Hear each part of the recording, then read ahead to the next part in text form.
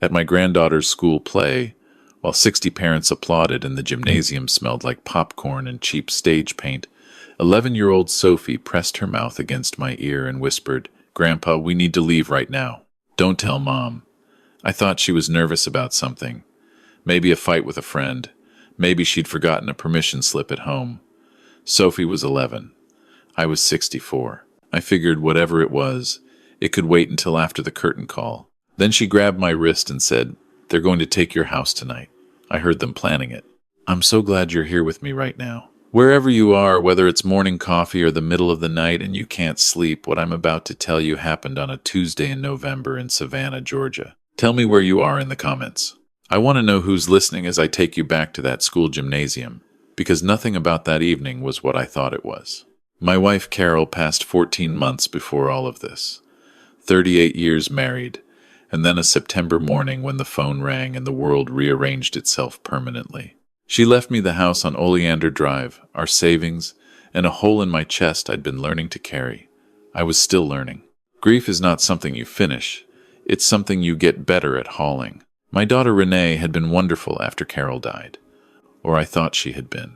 She called every few days, brought groceries on Saturdays, organized Carol's things when I couldn't face it myself. Her husband Derek was quieter. He'd always been the kind of man who measured his words and his smiles in equal small portions.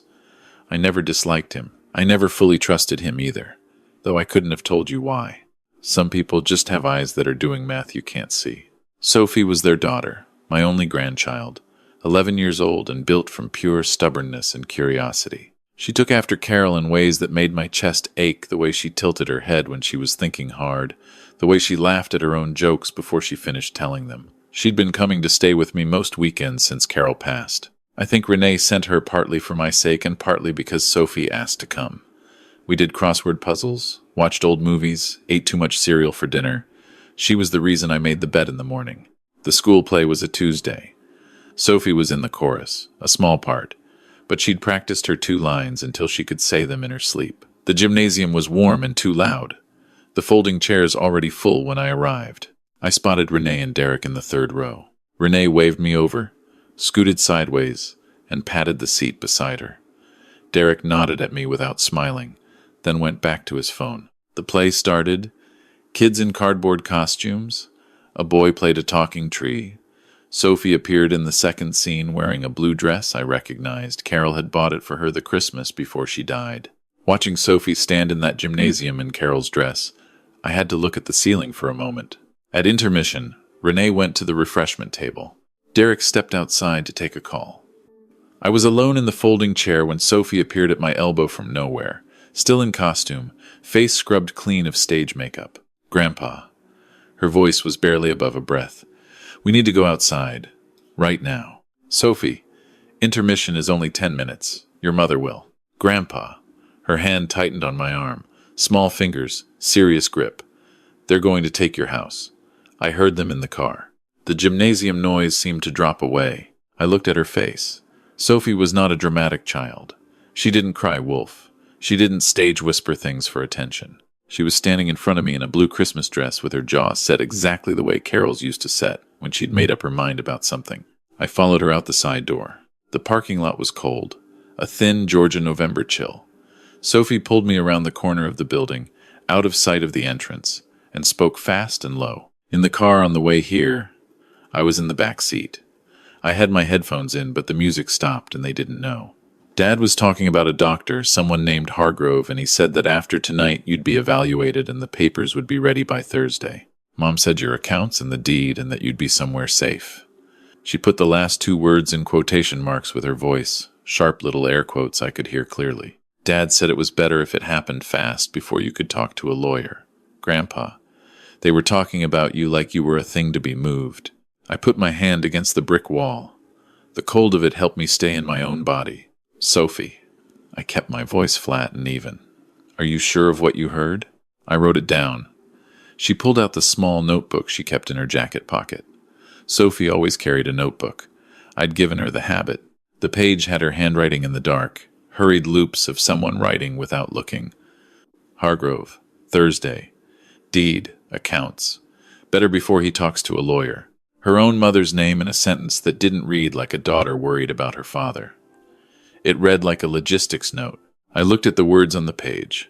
I thought about the last 6 months. How often Renee had asked me if I was sleeping, whether I'd been forgetting things. She'd mentioned twice that I'd seemed confused when we spoke on the phone, and both times I'd thought nothing of it. Now, those conversations realigned themselves into something else. A paper trail being laid, a case being built. I thought about the house on Oleander Drive. 4 bedrooms, corner lot. Carol had picked the wallpaper in the kitchen herself, a small yellow pattern she'd loved and I'd teased her about for 20 years. The house was paid off, worth somewhere around $700,000 in today's market. I'd refinanced twice, carried it through lean years and good years. It was mine and Carol's. It was the last place that still smelled faintly like her. I called my attorney from the parking lot. Warren Hayes had handled my affairs for 11 years. His cell went to voicemail, but I left a message that was 5 sentences long, which was about all I could manage. Then I called my brother Raymond in Charleston. He answered on the second ring, and I told him what Sophie had told me. He didn't ask if I was sure. He just said, "What do you need?" "I need someone to drive to Savannah tonight. I'll leave in 40 minutes. I looked at Sophie. She was watching me with her chin up and her notebook still open in her hand. 11 years old, standing in a cold parking lot in a blue dress, having just told her grandfather that his daughter was planning to take everything he had. "You okay?" I asked her. "Are you?" I didn't answer right away, because the honest answer was no, and she deserved honesty, but she didn't need my falling apart. "I'm going to be," I said. "You did the right thing, coming to me. Are they going to get in trouble?" "I don't know yet. Maybe." "Sophie," I paused.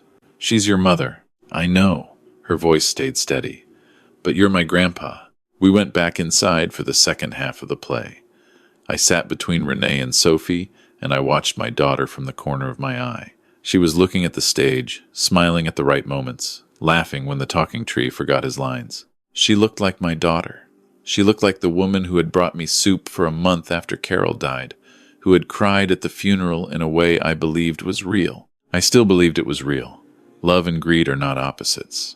That's the part that gets you. Derek had come back from his phone call with a different quality of stillness, the kind that belongs to a man waiting for something scheduled. He checked his phone twice before the curtain call. The second time, he caught me looking at him. He smiled, that measured smile. I smiled back. After the performance, in the parking lot, Renee said a doctor friend of hers had offered to stop by the house for a quick wellness visit. "Just routine," she said, since the holidays were coming and she'd been a little worried. I told her that was thoughtful and that I was headed home to get some rest. She hugged me longer than usual. Over her shoulder, Derek was texting. My brother Raymond arrived at Oleander Drive at 9:47. By then, Warren Hayes had called me back, and I was on my second cup of coffee, hands steadier than they had been in the parking lot. Warren listened to the whole story without interrupting. When I finished, he said, "Don't let anyone in the house tonight. Don't sign anything that comes to you in the next 72 hours. And call me the minute Renee contacts you tomorrow." At 10:15, there was a knock at my door. A man I didn't recognize, 50s, with a leather bag and a lanyard from a practice I'd never heard of, Dr. Philip Hargrove. He said Renee had asked him to stop by. Sophie's handwriting in the notebook, Hargrove. Raymond stood in the hallway behind me. I told Dr. Hargrove that I hadn't agreed to any visit, that it was late, and that I had counsel. I used that word deliberately. Counsel. The doctor's smile dropped 2 degrees. He said he'd be in touch. I closed the door. Raymond and I sat at the kitchen table until midnight. He is 3 years older than me and the kind of man who processes things by talking, so we talked, and I was grateful for it. I told him about the last 14 months in a way I hadn't fully told anyone, how the grief had made me slow sometimes, how I'd had a few bad weeks where I didn't answer the phone, how I'd lost my car keys twice in a month and mentioned it to Renee because I thought it was funny. I saw now that she had logged it. "You know what the worst part is?" I said. Raymond waited. "I don't think she started out wanting to steal from me. I think she started out scared. Scared of losing me the way we lost Carol. And somewhere in that fear, Derek found an opening. You don't have to excuse it." "I'm not excusing it. I'm trying to understand it. I turned my coffee mug in my hands. She's still my daughter. The next morning, Warren Hayes arrived at 8 o'clock with a colleague who specialized in elder law. Her name was Patricia Drummond, and she was the kind of woman whose presence alone made rooms more organized. She sat at my kitchen table and laid out what she believed was happening. In Georgia, a person can be declared legally incapacitated through a process called guardianship. A physician or someone presenting as a physician files documentation of cognitive impairment. A court hearing follows, sometimes within days in emergency filings, and a guardian is appointed. That guardian gains control of the person's finances, property, and medical decisions. The person loses the right to make their own choices. It is a legal process with legitimate purposes that is increasingly being weaponized, Patricia said, against healthy elderly people whose families want access to their assets. Is Hargrove licensed? I asked. Patricia looked at her notes. He holds a license. He's had 2 ethics complaints in the last 4 years, both related to competency evaluations. Neither resulted in formal discipline. How did Renee find him? That's what we need to find out. Warren leaned forward. Gerald, I need to ask you directly. Do you want to pursue this legally against your daughter? I had been sitting with that question since the parking lot the night before. I thought about Renee at 7 years old, learning to ride a bike on the driveway of this house. I thought about how she had held Carol's hand at the end. I thought about Sophie in a blue dress telling me she'd written down what she heard because she didn't know what else to do.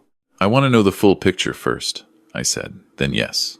The full picture came in pieces over the next 4 days. Warren's investigators found that Derek had been in contact with a consultant named Paul Graves for at least 3 months.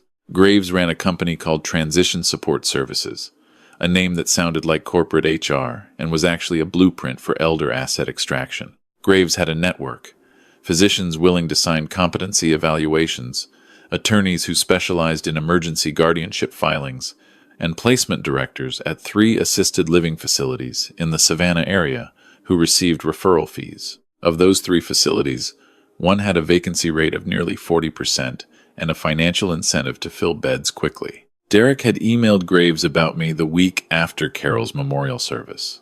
The subject line was estate planning for aging parent. The body of the email described me as a widower, recently bereaved, property owner, moderate investment accounts. He'd noted, and this detail Patricia read aloud at my kitchen table with a flatness in her voice that conveyed more than anger that I had mentioned misplacing my keys twice. $1,287. That was what Graves charged for his intake consultation package, which included a recommended physician, template documentation for emergency guardianship, and a script for how to discuss the process with the target. He had 17 documented clients in Georgia over the past 2 years. Patricia had confirmed 4 names, 4 people who had lost control of their own lives because a consultant had a fee schedule. Renee had not known everything. That much became clearer as the investigation developed.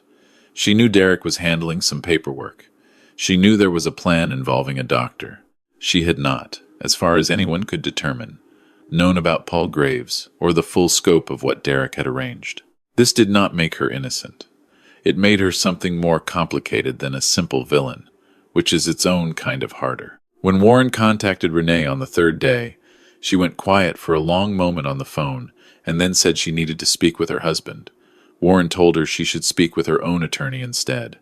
The Savannah Police and the Georgia Bureau of Investigation became involved on day 5, when Patricia's elder law contacts flagged the Graves network to investigators already building a case. Derek was questioned on a Thursday morning. He retained a lawyer that afternoon. Graves was arrested on a Friday, charged with elder abuse conspiracy, fraud, and racketeering.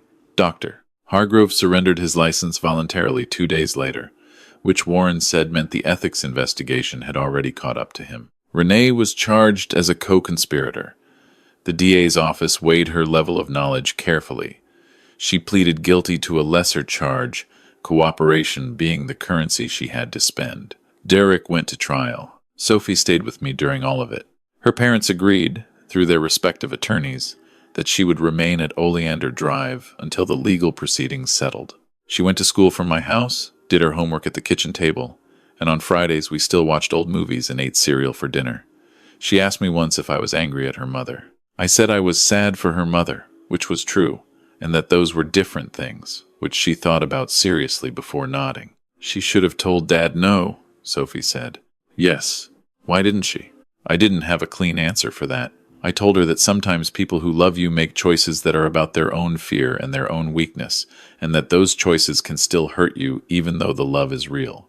Sophie wrote that down in her notebook. I don't know if it helped her.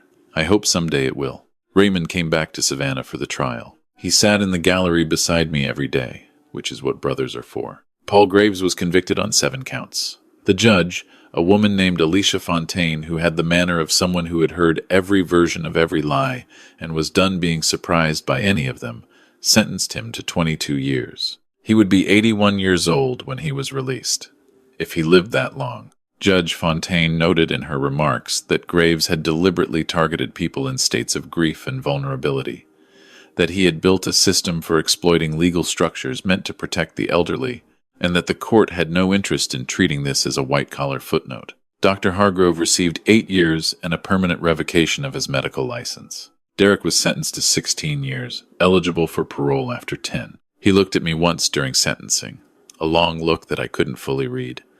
Not remorse, exactly. Something more like a man confronting the distance between who he thought he was and what he had actually done. Renee received probation and community service. She cried when the sentence was read. I did not go to her. Raymond put his hand on my arm, and I stayed in my seat. There are things you cannot fix by moving toward them, and I was still learning which things those were. Before the sentencing, victims were permitted to address the court. I had written and rewritten my statement 4 times. Warren had helped me cut it down to what mattered. I stood at the lectern and I looked at the courtroom, at the gallery filled with advocates and reporters and 4 other families whose cases had been connected to the Graves Network during the investigation. I said that I was 64 years old, that I still ran 3 miles on Tuesday mornings, that I managed my own finances and maintained my own home, and remembered every birthday in my family without writing it down. I said that I had misplaced my car keys twice in a month of grief, and that grief is not incompetence. I said that the system that Paul Graves had exploited was built on a real thing. There are genuinely vulnerable people who need genuine protection, and that weaponizing that system against healthy people was not just fraud. It was a theft of identity, a kidnapping of the self. And then I said the thing I had been trying to find words for since the parking lot. I said that my 11-year-old granddaughter had written down what she heard in a car on a Tuesday night because she didn't know what else to do, and that no child should have to be the adult in a room full of adults who have failed. That she had chosen to protect someone she loved at a cost she will spend years understanding. And that the courts and the laws and every institution meant to protect people from exactly this kind of harm should work hard enough that children don't have to. Judge Fontaine nodded once when I finished. The courtroom was quiet.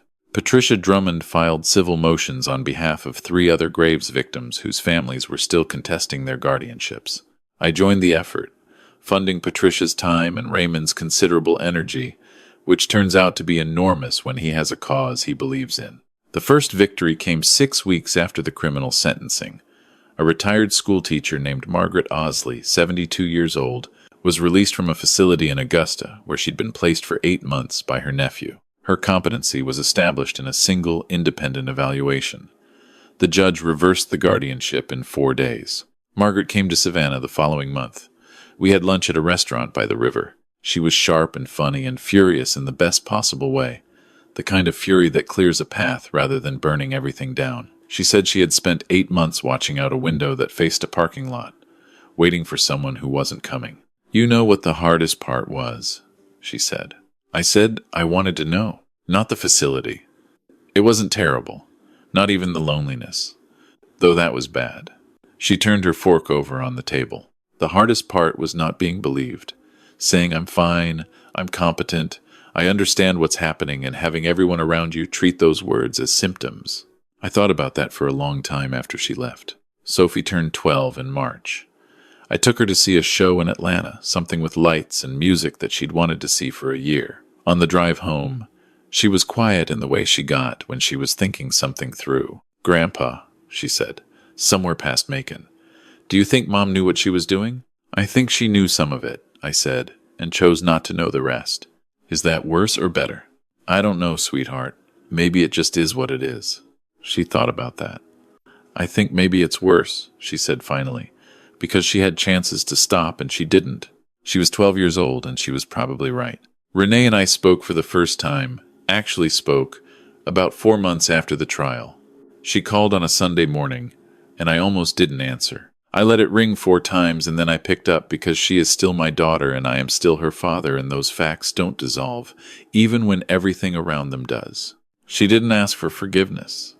She said she was sorry. She said she had been afraid of losing me the way we had lost Carol, and that Derek had turned that fear into something she should have recognized and stopped. She said she knew that wasn't an explanation that changed anything, just an answer to a question she figured I'd had for months.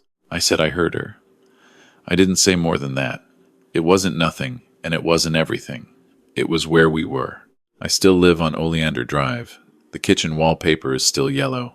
I still run 3 miles on Tuesday mornings, though in winter I move it to 9 o'clock when the sun is properly up and I can see the ground. Warren helped me establish a durable power of attorney and a full estate plan, real documents, the kind that mean what they say and say what I want. Patricia is my attorney for anything related to elder law, and she charges me half her rate, and I have told her twice that I will pay full, and she has told me twice to stop arguing. The house is mine, clearly and legally, and without ambiguity, and will go to Sophie when I am gone, which I intend to take as long as possible in getting around to. Patricia's foundation, she started one the year after the Graves case, now has a hotline for families who suspect a loved one is being targeted. Last I checked, they'd received over 200 calls from Georgia alone. They connected 63 of those callers with legal representation.